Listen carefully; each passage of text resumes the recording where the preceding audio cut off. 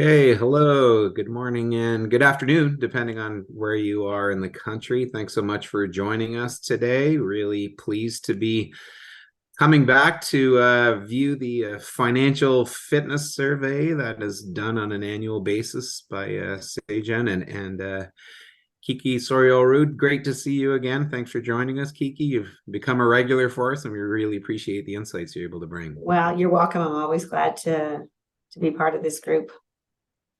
So we will take a look at the results of the 2023 survey. It gives us great insights into the financial situations and plans for first-time buyers, would-be first-time buyers. Just a little bit of housekeeping. Of course, we have everybody muted so that there aren't any distractions sound-wise, but we do like to keep this an interactive session. So if you have questions that are coming up as we move along, please do send them in.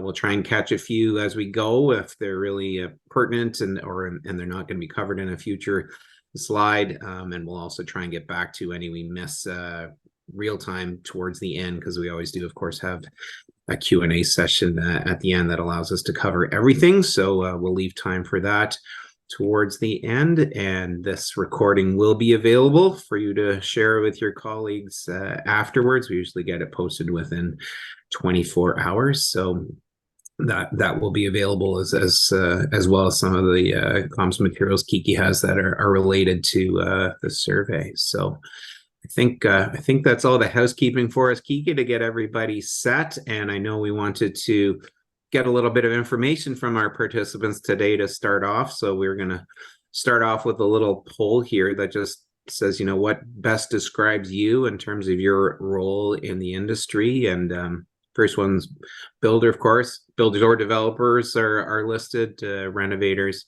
trade supply contractors, manufacturers, etc. And we always have quite a few association staff who are always interested in these results as well. So I'm sure we'll see that. And so we'll get that filled in and check out the results, and that'll give us a good sense of who's here. So the last couple seconds to get that in, and here we go. So almost half of our people are builders, quarter are developers. So those are our interested folks. So that's great to see, and a good blend of everybody else, including association staff. So excellent. That's what we like to see. Love to see members taking advantage of the information that we're able to provide. And we want to do another poll aimed at you builders, developers, and even renovators for that matter. And the question is simply this: who are you primarily building for right now? Although you can select more than one. Are you looking at entry-level buyers? Are you looking at move-up buyers? I guess the opposite of move-up would be move-down buyers. Still a few of those. Although I thought my parents were moving down, but they were actually just flattening and keeping the same level of space so that all their children and grandchildren could still keep visiting. That's a phenomenon. Mm-hmm. So in terms of results, so we've got about 69% doing entry level, 71% doing move up, and 22% doing other. So great. So that gives us an excellent sense of who we've got on the call, and with that, Kiki, I can pass it on to you to tell us what you've got. Perfect. Okay. Well, listen, as I said earlier, it's always a pleasure to be with this group and share the results of the survey work that we do every year with Environics. It's certainly information that's important for all of our stakeholders. So our lender partners, our real estate partners, but of course also our builder, developer, and renovator partners that are all part of the CHBA. And what I'll do is take you through some of the results. Now, we tested this earlier and I was able to advance my slides. There we go. Okay. So every year what we do, and maybe I'll start with who we are before I talk about what we do, and maybe give context to why we asked a couple of those questions. It's always great to know who the audience is, but At Sagen, we're a mortgage default insurer, which means that we're here as one of 3 insurers in the country to provide mortgage default insurance for anybody who's purchasing with less than a 20% down payment. Those mortgages in Canada need to be insured. And currently we are the #1 mortgage insurer in the country, which we're very pleased about. But primarily people buying with less than 20%, and the bulk of our business is really in that 5 or 10% down category. Those tend to be first-time home buyers, or some move-up buyers. Typically people that are in their second, maybe third home, they tend not to need to buy with 5% down because they've got embedded equity in those other properties that they tend to use that down payment for their next purchase. And that's why we spend so much time surveying first-time buyers and first-time intenders, because that primarily is our audience. We never get sort of a tick box when we receive an application that is definitely as a first-time buyer, but as we look at our demographics, probably half our borrowers are under 35, which means that they're likely first-time buyers for the most part. So that's who we are, and that's why we're interested in understanding, are you building for entry level or move up? And of course, in the other, it's all kinds of other categories, luxury, etc.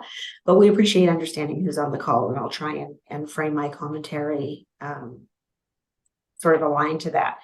But here's kind of the profile of the people that are involved in the survey work that we do. And we do this work in the March timeframe every year.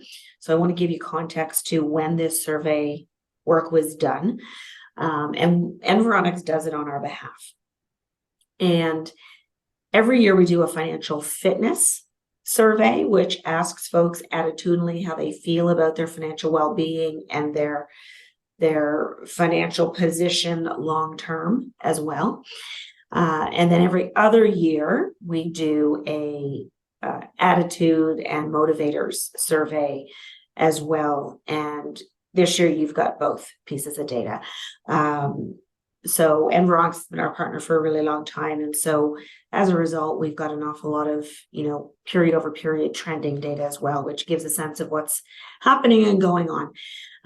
But in the work, we talk about first-time home buyers. We talk about first-time intenders. So if you see FTI, that's a first-time intender. That's somebody who's anticipating buying in the next 24 months. First-time buyers are people who told us in the survey they've purchased in the last 24 months. And then there's the rest, which is a general population. But we really try to be, have a really good cross-section of Canadians in this survey so that we can get a clear sense of overall market. So let's maybe start with the results of the financial fitness portion of the work that we do. And as I say, it really is about how do you feel about your financial position? It's not consumer confidence. That's a different thing. We do this in conjunction with Environics as well as the Canadian Council of Credit Associations. And so it's really people who are looking to try and help support people who are dealing with, financial challenges. So we deal with that group to get a sense of how people are feeling. And this is not to the people they help, this is to the general population. So we're not just surveying people that need some support. So we started this in 2011 and we set the index at 100%. And from there, we measure up or down how people are feeling about their financial well-being. And in the first year, it dipped a little bit. But then consistently since it has been on the rise, other than one period of time, and you'll see that as May 2020. So we've talked about the fact that we do this work annually and we do it in March. And so you can see by that orange general population trend line that we did it in February and March of 2020, late February, mostly March 2020. And by the time we analyzed the results, COVID had happened and the results were strong. They were better than they'd been ever in the 2020, in the February, March timeframe. And we didn't think it was appropriate to release those results at that time when this big event had happened and there was so much uncertainty, and some industries were closed and some folks had lost their jobs. So we went back in market in May, and sure enough, it declined, but not nearly as much as we would have imagined. So it was still early. I think people felt it was going to be a short-term thing. And while it dropped, it didn't drop materially. And then in 21, it bounced back up for all kinds of good reasons. The housing market was, really moving much more rapidly than anybody would have anticipated. We'd had lots of savings happening in that period of time because you couldn't travel, go to the mall or restaurants to the degree that we used to be able to previously. So we saw that period of materially more savings than Canadians normally did. And you also had government support with CERB and a variety of other things. But I think what's most important in this survey work is the trend on first-time home buyers. We started doing the work and separating out first-time buyers back in 24, and you can see first-time buyers have always over-indexed how general population in Canada is feeling about their financial well-being. And we really believe that the reason for that is this particular group is heavily focused on having recently been saving for a down payment, adjusting monthly spend to accommodate for saving for a down payment, or then if they've just gotten in their home, accommodate for some of these new costs associated with getting into a new home. So they are in savings mode. They're also a group that, really, really appreciates the kind of equity building that home ownership will bring. That's likely part of what their driver was in trying to own a home versus renting. And so they're feeling very good, not only about their position today, but optimistically about their financial fitness long-term. The green dot is the first-time intender. They fall right around general population, and we actually think that is very, very good, because don't forget, they're intenders. They're younger likely than first-time buyers in general population, so they're much earlier in their overall savings capability. They're earlier in their work life, so they're earning income growth, but they're still feeling equally as good as people in general population that maybe been working for years and maybe have a home and have been building equity. And so they are an optimistic bunch, and they also are readying themselves for this big transaction. So let's see what's just happened. This past March, when we were in market, we did see not a material drop, but certainly a drop from last time around financial fitness. But you can see it's, still fairly strong at just over 100. But let's not forget where we were in March. We had seen multiple interest rate increases at that point. Inflation was very, very high. There were certainly financial challenges in the economy that everybody was facing. So it's not a surprise that it fell.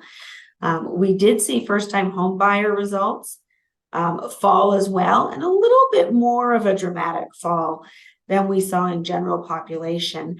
And you'll see a little bit of why in the survey results to come, but still significantly better than general population overall.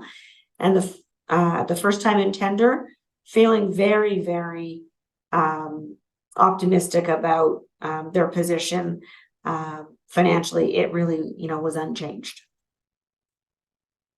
You will see later, and if you go to sagen.ca, or I believe it'll be shared after, there is a link to an infographic that has some of these details highlighted for you that you can have as a takeaway.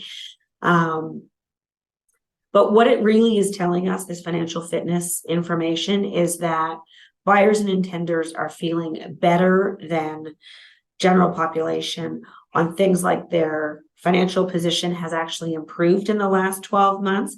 And, for 31% to have said it's improved in the last 12 months of first-time buyers, these are people who have just bought and interest rates have gone up, and maybe they've seen their house price drop a little because as the market cooled, we saw some coming off of home prices. They're still feeling like their financial position has improved. And then, even more so, they believe it will improve in the next 12 months. They're feeling like they're looking good, or great, or they're managing all of their monthly obligations. First time intenders, certainly, feeling optimistic as well. But where we're seeing a little bit of crack is in that ability to pay bills on a month-to-month basis and save money. That we're seeing some drop in, and that's not a negative thing necessarily, because that's paying your bills and saving. And in such a challenging time, it's good to see so many of these folks that are new to home ownership or still saving, feeling like they can continue to do so. There's an alert category, vulnerable or alert. And in some of the anecdotal takeaways on this, and Veronix has shared with us that a lot of this is not so much that they're not paying, but that they're afraid they won't be able to. And so there is certainly, more risk that you're going to see some inability to pay monthly obligations. We actually just heard a couple of days ago in an event I was with from TransUnion, and they're still, feeling fairly good about what is happening by way of delinquency on credit card, installment loans. There's a little bit of growth, but not material.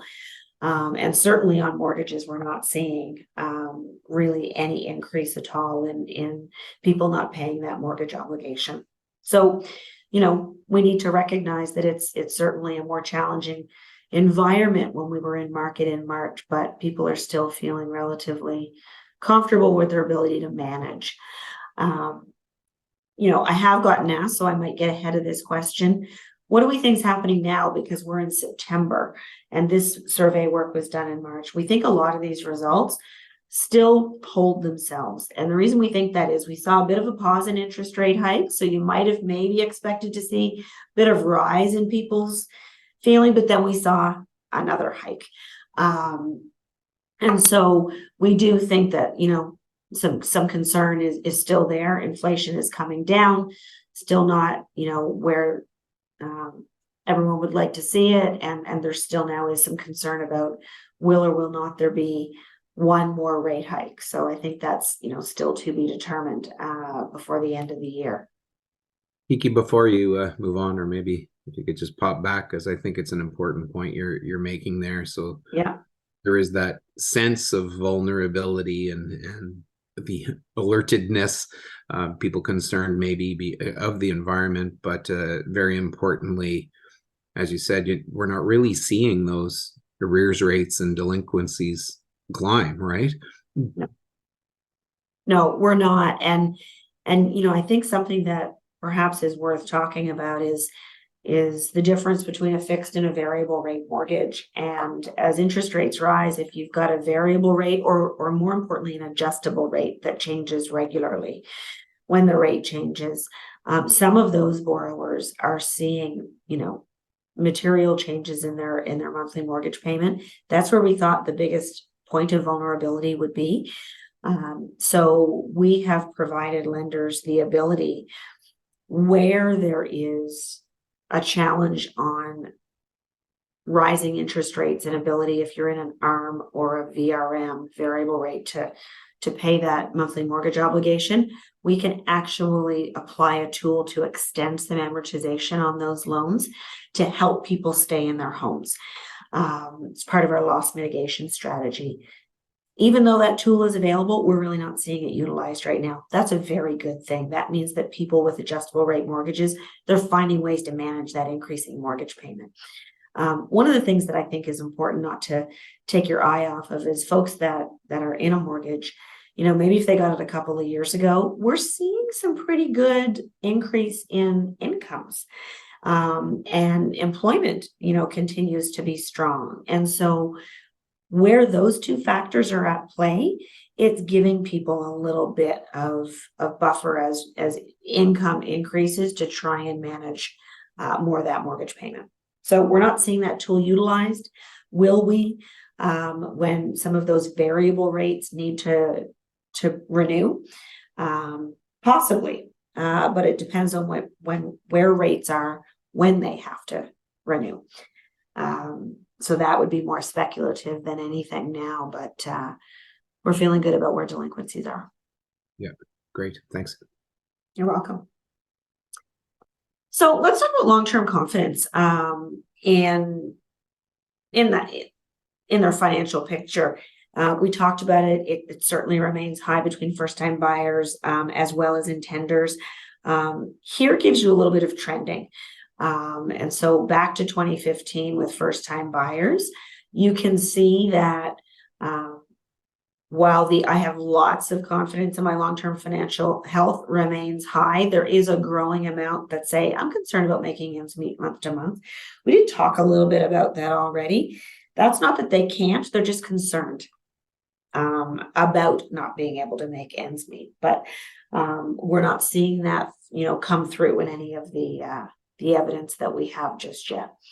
And on those intenders, they're also feeling concerned, not to the same degree as first-time buyers, but the difference is first-time buyers, they're getting used to that mortgage payment and things that come along with owning a home. And so that level of concern is elevated from the intenders who right now are likely either living with mom and dad or renting and may not have some of the other expenses associated with home ownership on a monthly basis.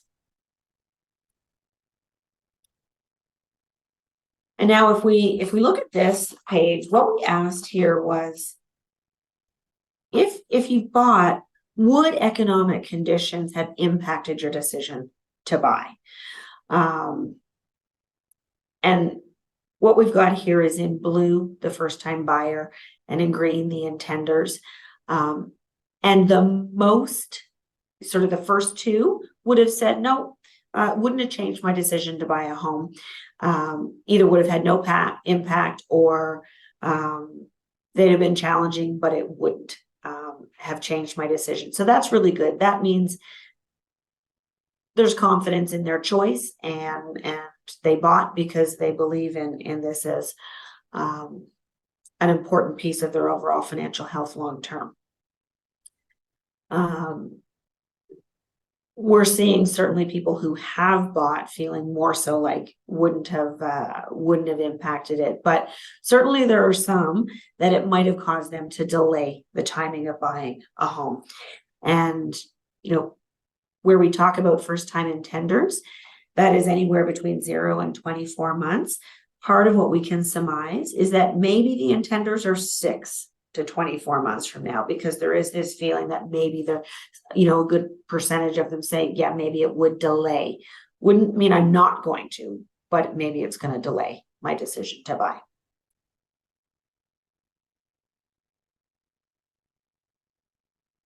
In this particular piece, we look at general population, and then I'll show you first-time buyers and intenders as well.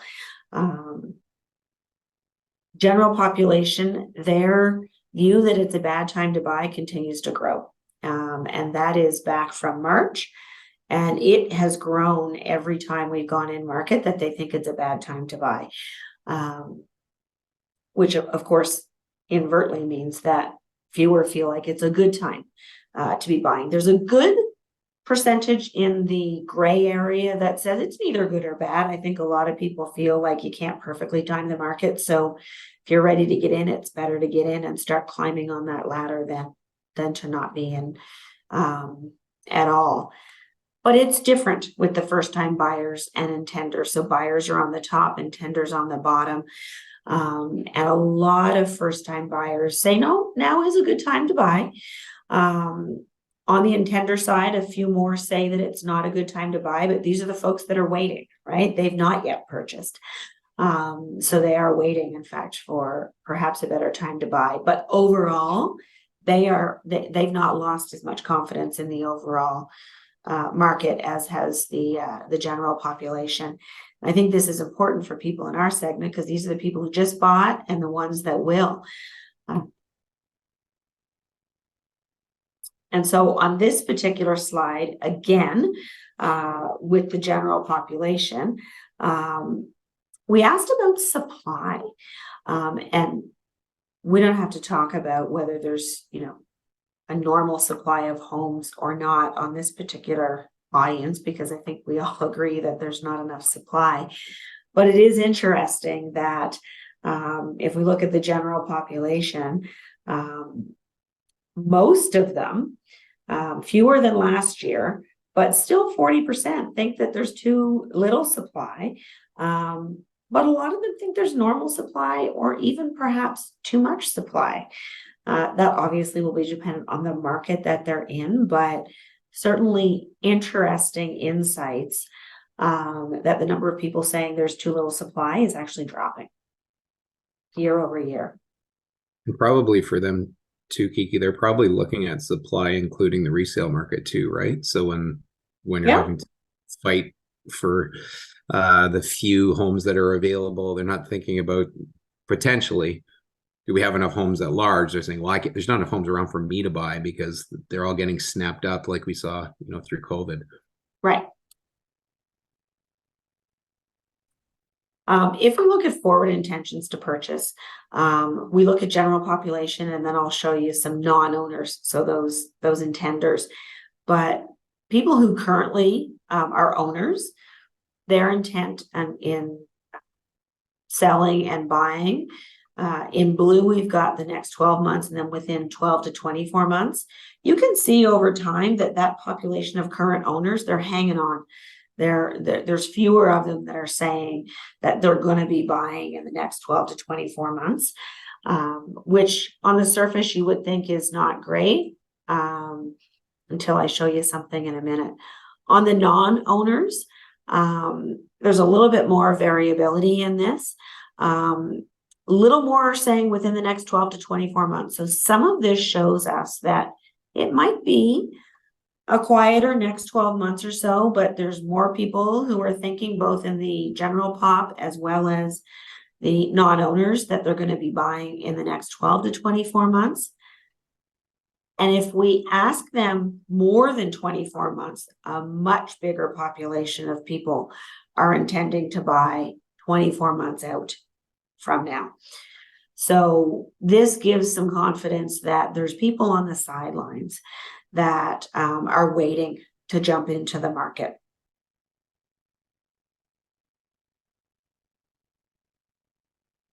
So maybe now let's just talk about, so who are these first-time buyers and intenders today, and what are they buying? Where are they getting some of their information?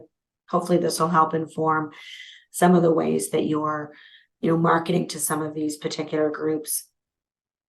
But before we get into the survey data, this is just actually a snapshot of our portfolio, and a few metrics about who our first-time buyer is, or who our overall insured buyer is. But as I mentioned earlier, the majority of our portfolio is in fact first-time buyers.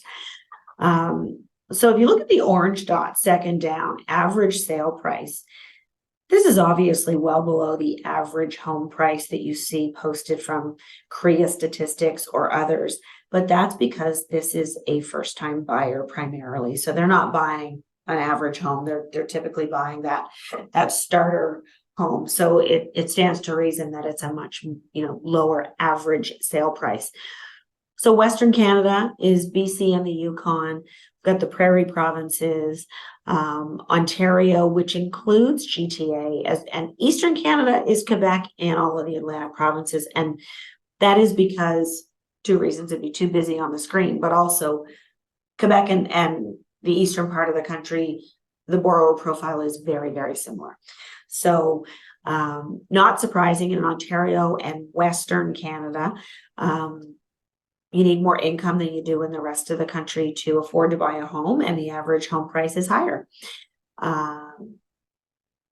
If you look at GDS ratio, that, just for people who may not be familiar with that terminology, that's gross debt servicing. And so that's how much of your monthly, income is required to service the mortgage. And 29% in the West and in Ontario is the highest, 25% in the other parts of the country. That's well below regulatory requirements, which means that people who are buying a home are buying what they can afford, which is really, really important. That in part is also why we're not seeing delinquencies right now, because if people are buying what they can afford, they've got maybe a little more wiggle room overall if their financial circumstances become more challenged and things get more expensive. So that's a really positive metric. What we're seeing by way of gifted down payment, we've got more data deeper in the deck, but what you can see here is in the more expensive parts of the country, you're seeing a bigger percent of our files that have a gifted down payment associated with it. I'm a Maritimer, so I look at this and I think 15% in Eastern Canada. I don't think my parents love me any less than, you know, the parents in Western Canada or Ontario. It's just that because it's a lower average home price, you don't need nearly as much of a down payment. So it's a more manageable situation. But we're definitely seeing gifts growing as a portion of overall down payment because affordability is being stretched. As house prices rise, you need more of a down payment, and families are helping more with gifts now than they ever have, and we expect to see even more of that in future. There are some statistics that suggest that there's $30 trillion of embedded inheritance that is about to be released over the next 10 years. So that's a lot of money that's going to be gifted to people. And we're seeing a lot of that money being utilized for down payments. We're also seeing a trend of parents wanting to provide their inheritance, or at least a portion of it, before they pass away. And that is so that they can see their kids benefit from the inheritance and to help them into home ownership. So that's a trend we expect to see continue. Most of our borrowers are younger than 35, and you can see that we actually have a lot of younger people buying in Ontario and Western Canada. Credit scores are excellent. I think with the rounds of regulatory changes we've seen over the last decade or so, the end result is that you've got a stronger overall qualified borrower. So you're seeing that reflected in stronger credit scores. On the detached home category, not surprising, you see fewer detached homes in our portfolio in Western Canada and Ontario, where house prices are higher, and more so where affordability is stronger. The one thing that, you know, if I took GTA or GVA out and as a standalone, the detached home number would probably be below 10%. And one of the things that's important to keep in mind with insured borrowers, as a mortgage default insurer, by way of regulation, I can't insure a home over $1 million. So in the GTA, most detached homes are over $1 million, which means that you just can't buy. You've got to have at least 20% down, which is why we're seeing so few detached in our portfolio. What we're seeing is that obviously being replaced with a lot more condominium or townhomes, but certainly a lot more condominium in GTA, GVA, where the $1 million cap is a material issue as it relates to type of house. And Kiki, But we a did lot have of this, go ahead. we did have a clarification question coming in, and that income is household income. Thank right? you. That is household income. You're absolutely right. And typically that's 2 borrowers, but there are times, you know, a third of our book is single borrowers on an application. And there are times when there's 3 or 4. Mm-hmm. But yes, household.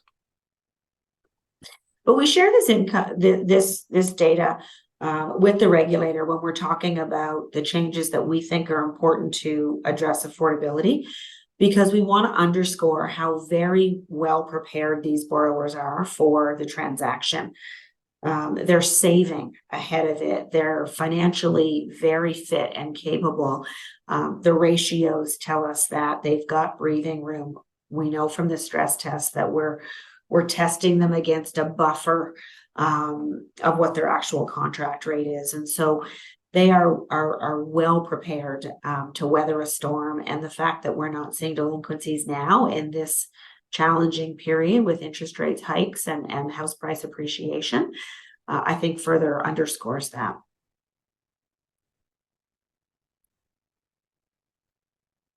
All right, I'm going to advance.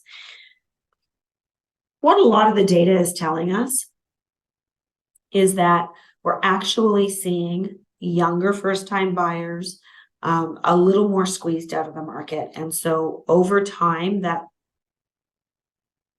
data that I just showed you in our portfolio, if I had done that 2 or 3 years ago, the amount of income would have been lower.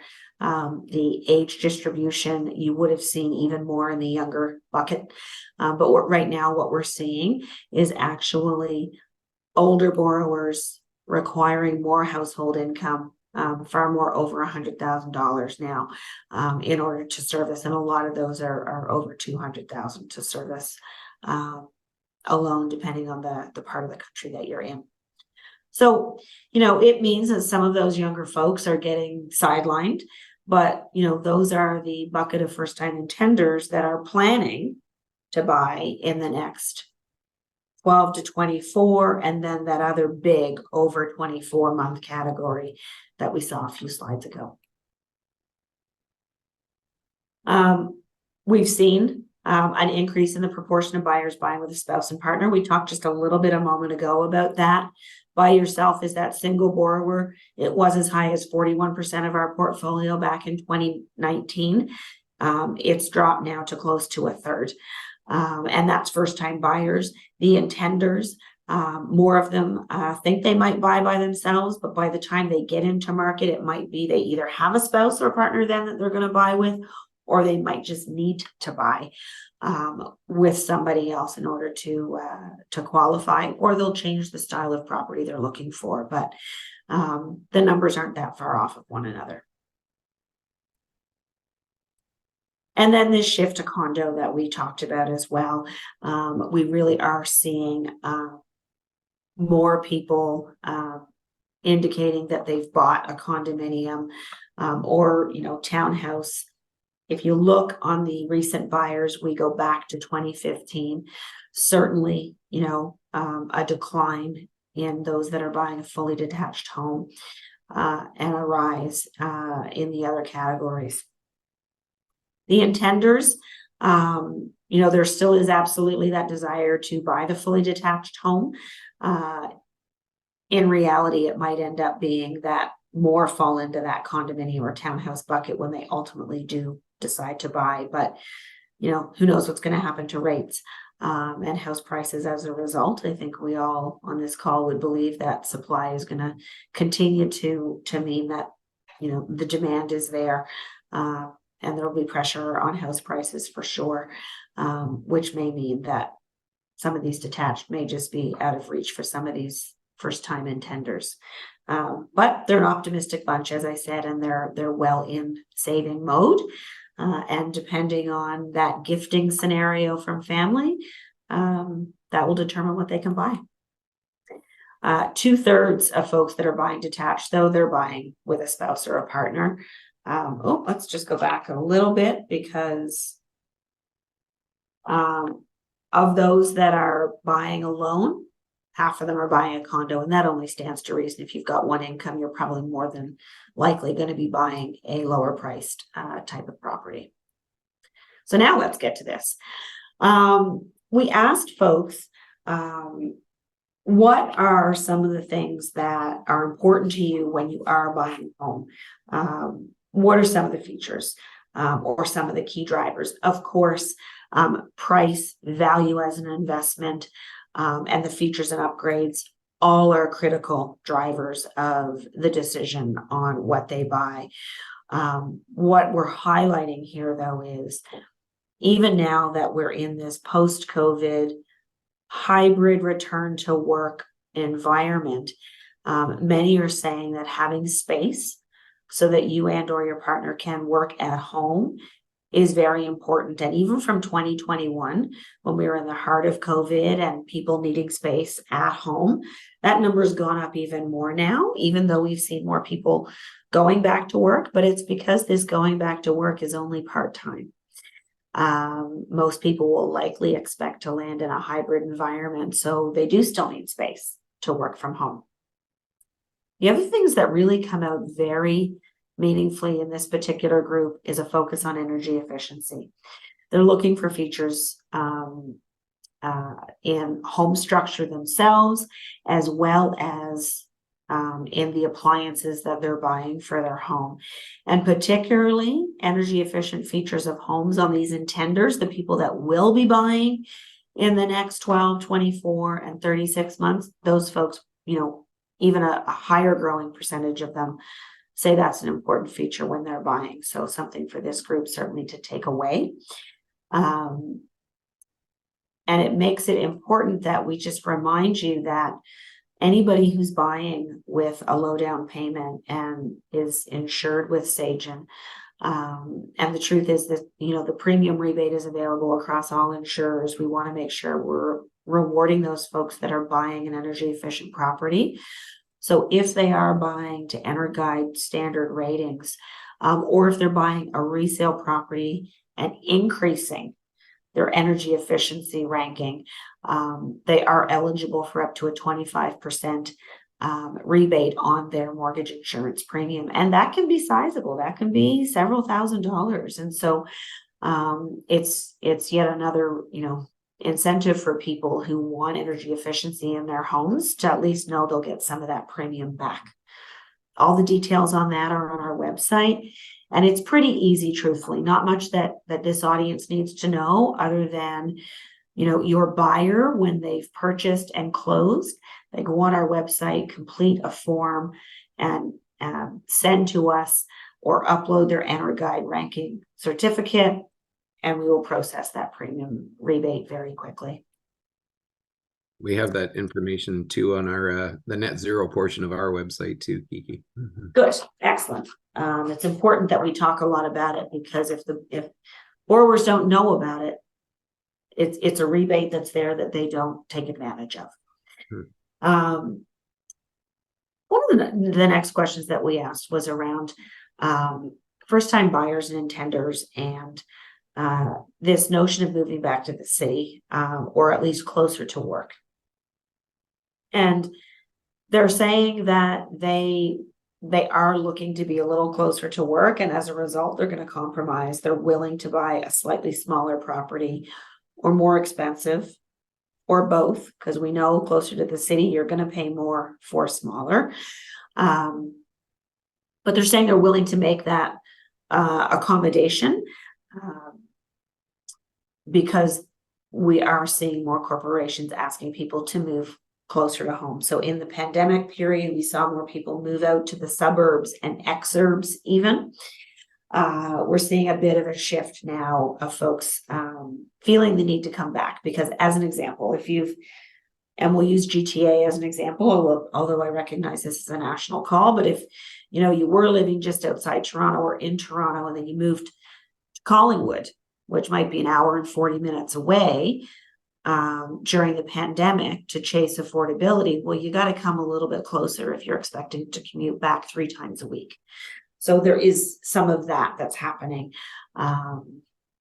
And certainly the intenders are recognizing to a larger degree, even than 2 years ago, that they're going to need to be closer to transit and closer to the city or where they work than before.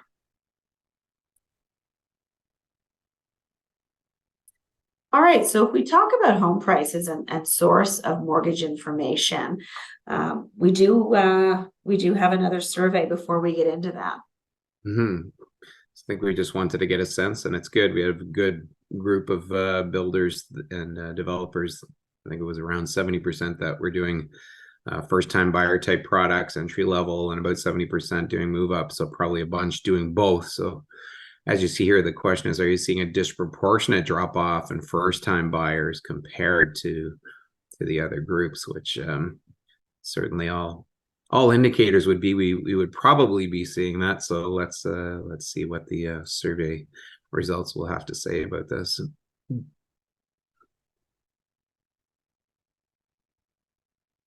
So here we go. So about 40% then saying yes, 20% no. And then the other pieces not sure don't apply. So definitely leaning towards disproportionate drop off.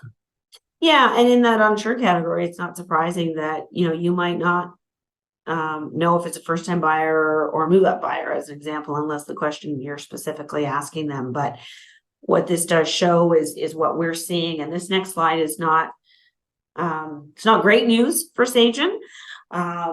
But, like anything, if you go and ask people questions, you got to be ready for what they, what the data tells you. And this is important for us to know about our market and our business. And that essentially is that fewer people are needing mortgage default insurance now than before. And in some ways, that's very surprising. It's counterintuitive, because if you think the higher prices go, the longer it's going to take me to save a down payment. So more people should be buying with a smaller down payment. But because we've seen gifting to such a material degree, we are actually on the very bottom. The average proportion of people buying with a high ratio mortgage is falling. 2015, it was 63% of first-time buyers needed mortgage insurance, and now it's only 49% of these first-time buyers.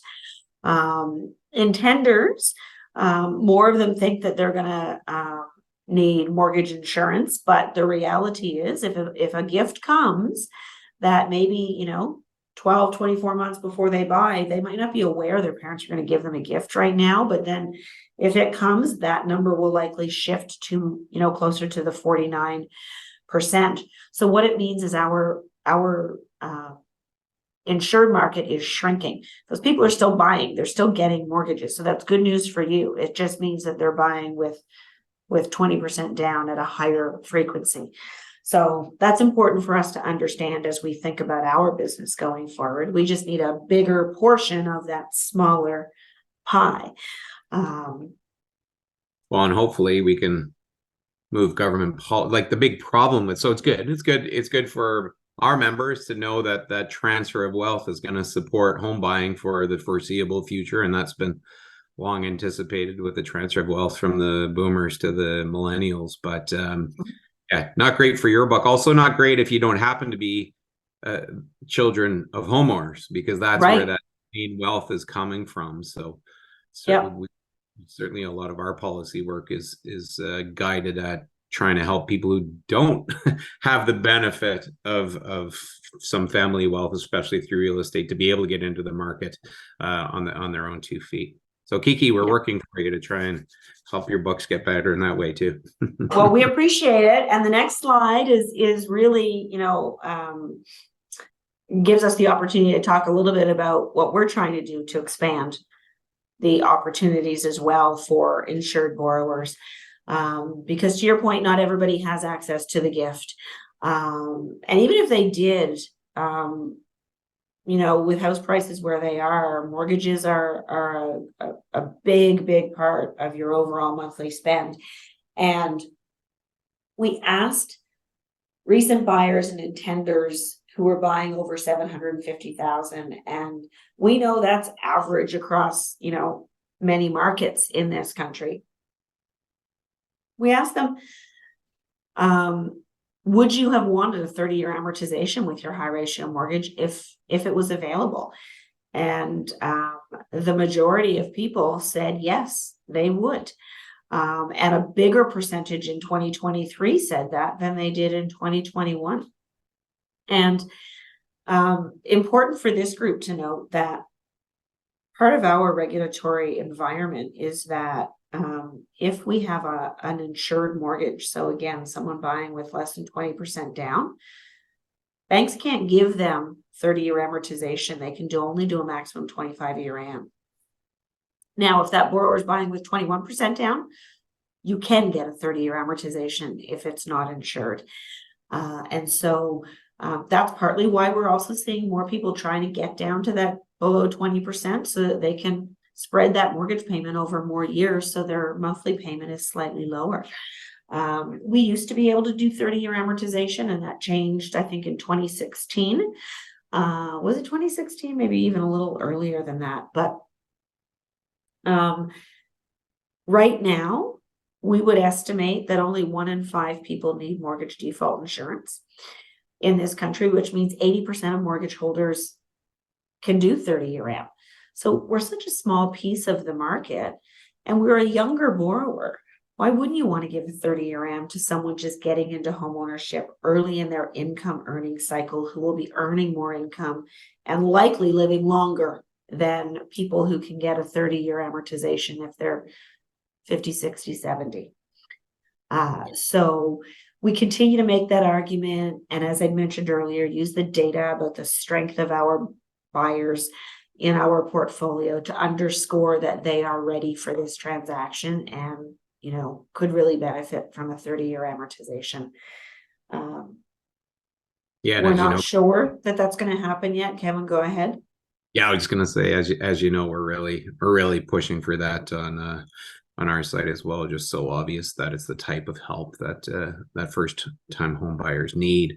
And the other thing I thought you were going here when you're talking about the regulation, and we sort of had a related question come in and on it, is of course you guys are capped still at the Yeah. 1 million, right? On what in Yeah. terms of mortgage you're able to insure, which is affecting market share a little bit and forcing people out of the insured mortgage if they want to buy Yeah. product over 1 million.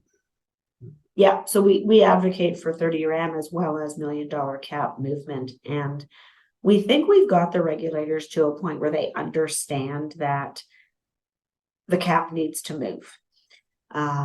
Right now, there is a huge reluctance to do anything that is going to stoke demand in this kind of market environment. And so I think we've got them to a point where they say, yeah, it needs to happen, but not right now. We hope it will happen in 2024. But we definitely are aligned, Kevin, that it needs to change. And we feel more optimistic that this will happen than the 30-year amortization overall. But, you know, we're continuing to have that dialogue as well. You know, I think there's so much talk about housing affordability, and this is one piece that could truly help to address that.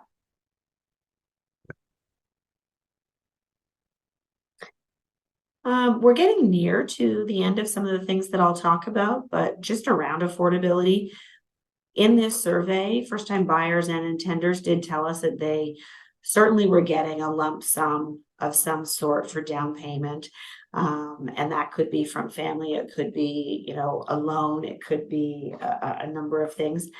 Some, you know, 25% of people said that they were getting financial assistance with their monthly mortgage payments. Now that's interesting because it's not, no lender actually calculates a little help from mom and dad in your monthly GDS calculation.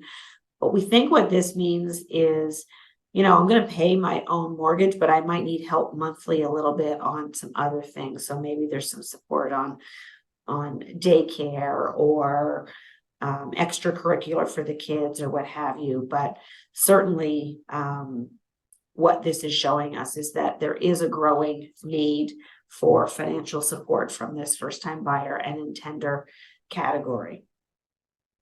Again, here, some saying they'll receive it as a gift, some saying that it will need to be repaid. Some aren't sure.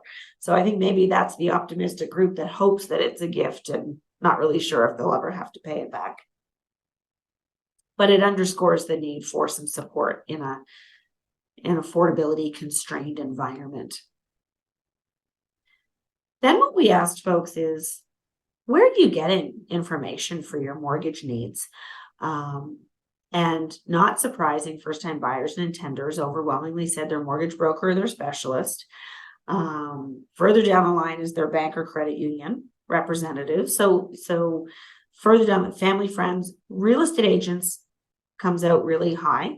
So I lead our strategy in real estate as well. And it's an advocacy play on education there. We really want to make sure they understand a little bit about the mortgage financing process so that they can be informed, knowing that people are asking them for some advice, but then making sure that they know, A, you should be pre-qualified, and B, you really should be talking to a mortgage professional.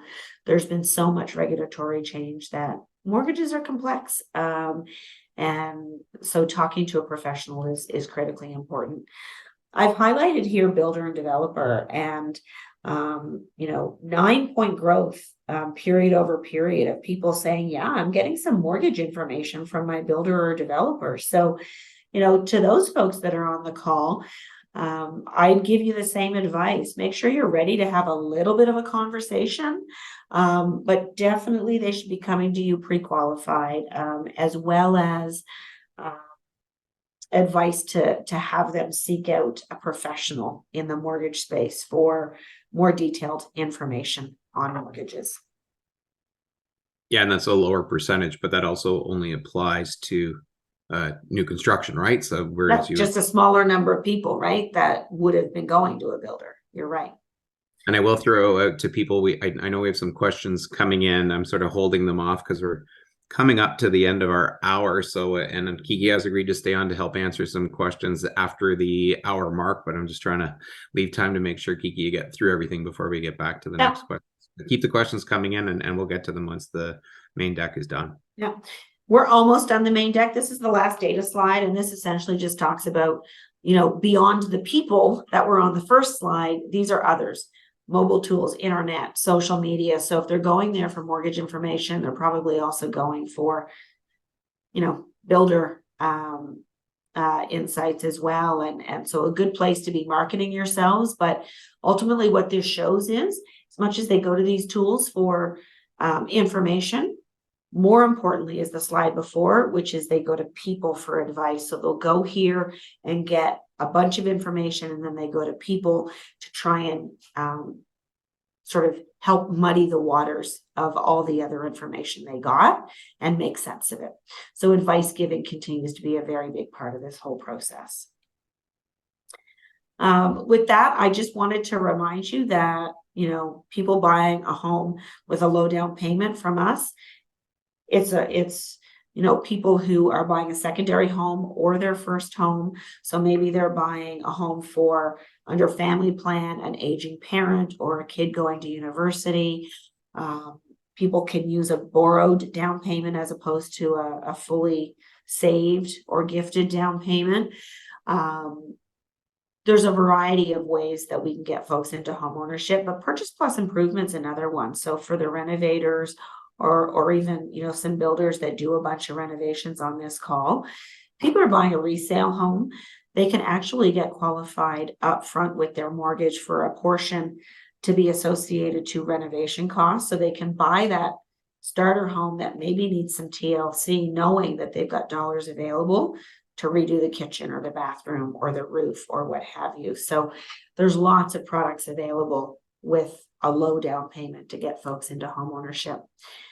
And if you don't follow us already on LinkedIn, please scan this QR code. Follow us now. You'll see lots of information. It's where we share a lot of insight about our products, about information like this on survey work that we do. And we'll also let you know about any events that are coming up. So it's a great place for information. We also have a digest we do twice a year with all kinds of articles. This is the spring summer one. The fall digest will be available mid to late October. So look for it on sagen.ca. Just share the link, but it's got lots of information on the home buying, the moving process, all geared towards the home buyer. We don't talk to the home buyer, but we create this information so people like you can distribute it as a way of adding value and extra information to anybody that you're working with. We're going to tie it all together. I'm going to go through this quickly because we've talked about it, but supply is tight, prices are high, economy is uncertain. We all know that. It is keeping some people on the sidelines for a little bit longer, but they're looking to come into the market. Profile of our borrower is evolving a little bit older, a little more affluent because of where cost and house prices are today. This proximity to work versus affordability, these trade-offs are being made, and people will buy more expensive home closer to work or proximity to transit if they need to. Oh, we skipped 4. But the work from home needs continue. So Kevin and I laughed about this the other day as we were prepping, because I don't envy builders who, folks want an affordable home, but they also need you to, give them more space so that there's somewhere to live, and they need those energy efficient features in the home. So there's lots of trade-offs that everybody is trying to balance in meeting needs versus wants. We know that home prices are growing, and it's meaning that really only high qualified buyers can buy. People are again back to that on the sidelines. But we think that that's where a 30-year AM could be very, very beneficial. And then while we've seen financial fitness declines for first-time buyers, they're more worried about what might happen than what actually is happening. So it's just this fear of what might be, because generally they're feeling stretched now, but they remain very confident long-term. And that first-time intender who is about to become our buyer and our insured borrower, those are the ones we want to stay focused on, and they're a very confident group. And with that, I'll turn it over to you, Kevin, and happy to take some questions.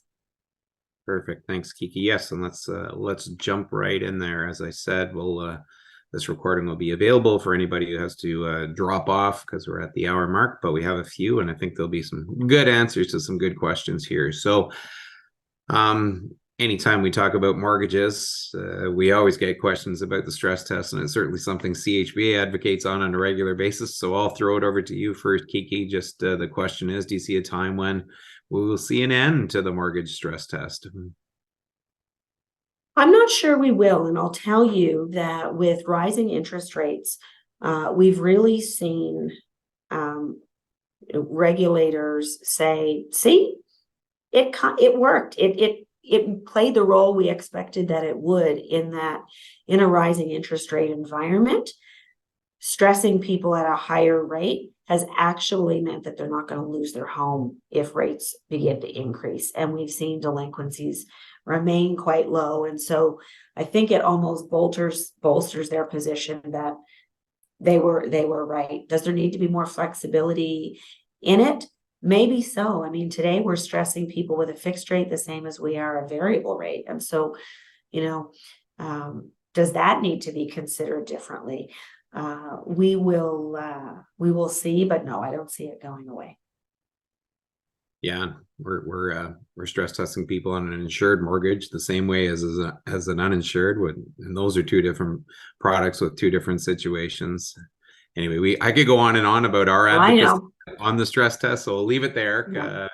Hopefully the membership knows that we are both advocating for some reasonable change exactly. To support borrowers who are well qualified.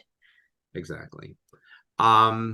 Here's another question. Any tools for more population to have access to new homes in the pipeline? Amortizations, rent to own, or the two examples? Yeah, so we're seeing more people talk about rent to own. We are very regulated, so our ability to do unique kind of products outside today's guidelines is very, very challenging. But we continue to be open to looking at some, what if scenarios and what can we do. So there's not material change, I think, coming, but we're always open to new and creative ways of looking at things. We do advocate for 30-year AM on all mortgages, not just conventional mortgages. We do advocate for the lifting of not lifting entirely, but an indexing of that $1 million cap. I don't see a lot that's ready to be released soon. Mm-hmm. Yeah, there's been a lot of interest on this rent to own concept around the world, frankly, but it seems to be an interest coming from government as wow, this must be a possibility. But certainly in my experience in dealing with the International Housing Association, nobody's really found a program that is a really great idea that could, that suddenly solves the problem. I think, we've seen shared appreciation mortgage programs even here in Canada that can work well, which especially in the not-for-profit sector, the government tried through CMHC, and unfortunately the design of that through their incentive program didn't really get anybody new because nobody could qualify. You could qualify, as you know, for an insured mortgage. Why would you share your equity with the government? But we do think there's some methods there. But as you did, we'll just always come back to 30 rams for insured mortgages, Yeah. just to help people get Yeah. into the market. It's Yeah. got so much potential. So hopefully we'll see some movement on that. Um, here's one for you, Kiki. If a buyer first bought with a cosign, but that wants to remortgage on their own, do they qualify as a first-time home buyer when they remortgage? No. No, I don't think so. If they took advantage of any of the first time buyer, and as I say, that might be a better question for a lender actually, but they I believe would be considered a first time buyer the first time around. But because we don't actually, deliver any of those incentives, and because we don't get information on a mortgage application from our lenders on, is this a first time buyer or is it a move up buyer? We're making assumptions about the people in our portfolio. So I think if you bought with a cosigner, you're considered a first time buyer. Mm-hmm. Unless I think if the reason that you're remortgaging and is because of a major life event, like a divorce, I do believe that you can requalify, right, as a first buyer. Right. I don't know if I it's on would a, say I'm not sure yeah, on okay. that. Right, great. And by the way, I know Kiki's not sharing her slides anymore. If you want, Kiki could stop sharing entirely, and then people will not see the black screen. But you can also, for as a Zoom thing, oh, you were too quick. There You we can are. also adjust how big the presenters are or the screen is, if you're ever wondering Yeah. on if you want to see something bigger or smaller. Okay. And I think I've got one more question, which was a biggie, which I kind of saved for last. Oh, good. Which is how do you see housing affordability being successfully addressed without cooling demand and increasing supply? The questioner was saying, especially in BC, but it definitely applies across the country. And how do you feel the government's inflation policy is addressing that? So I have lots to say about that, but over to you. Yeah, I mean, I think bringing back some tools that worked before, like the extended amortization, and the removal of the cap. The removal of the cap doesn't address affordability. It just allows people that can afford that to come into an insured space. But the extended amortization does help affordability because it brings down that monthly mortgage payment. Years ago, on insured mortgages, we could actually go up to 40 years. And in fairness, we did see more defaulting in those long amortizations. And so I think if it ever is reintroduced, it might be to a max 30, because we did see some negative behavior in some of that book. But in fairness, that was years ago when you could do 100% loan to value. And we found that that didn't necessarily perform all that well either. So it is evidence that if you've got some skin in the game, some equity into your deal, the likelihood that you're going to,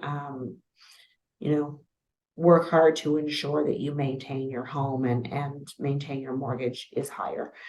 But look, we're in an environment where immigration targets are very high. We're going to see a growing population, and these folks are going to need a place to live. And until we've got a much bigger supply, there's going to be more people demanding the same number of homes or fewer by way of proportion, which I think inevitably is going to increase house prices. So there are tax elements that could help with affordability. I'm not going to get into public policy because, I could say that land transfer tax is too high, but the reality is municipalities need, some way to pay for roads and hospitals and schools and all of those other things. And so it's a much bigger discussion. Yeah. Well, I can jump into policy all the time. So I'll just say quickly on that front, just to build on what you're saying, Kiki. First of all, it's a good thing we've got at least the provincial and federal levels of government focusing on supply, and slowly but surely we're dragging the municipalities into the admission that we do have a supply problem and something needs to be done. We've talked about 30-year AMs, and we've talked about the government being concerned about stoking the market. But, on the positive side, we've just had a big policy move on GST on purpose-built rental, which will help the supply on that front. And we're spending a lot of time talking about how if the financial system doesn't change to accommodate the ability of people to afford to buy a first home, we can talk about needing 5.8 million homes over the next decade all we want. It's not going to happen because people need to be able to afford to buy those and get mortgages. So that's where the 30-year AMs come in to just create a little bit more purchasing power, especially on new construction. In fact, we're talking about modifying our ask, since we seem to be banging our head against the wall on 30-year AMs for insured mortgages for all homes, including resale, that maybe we just focus on new construction because that's where the new supply is, and then you're not stoking a market with limited supply constraints. It's actually that'll directly result in some new construction. So and then all the other things, we could go on and on about taxation on homes and all the rest. In terms of inflation policy and addressing affordability, it's not. Inflation policy is actually about getting inflation under control. And sure, it might be quelling house prices, but in turn, that's limiting supply. It's certainly not making them any more affordable, because we know that they're down because people can't afford, because they can't get a mortgage and they're paying more on their on the interest rather than on the growing their equity. So we need to get through this as quickly as possible so that we can get houses back under construction and get people affording their mortgages, because in the meantime, we are creating a lot of pent-up demand with people who can't get into the market. And then when rates start to come down, there's going to be, a surge in a good way potentially for the market, but you don't want it to surge so much that we see house prices starting to skyrocket again and boom bust. Or the government feeling they need to do something to slow it again. Yeah. Right. There's something to be said for a balanced market, and we found ourselves in hot and cold a number of times. You've all felt it for sure.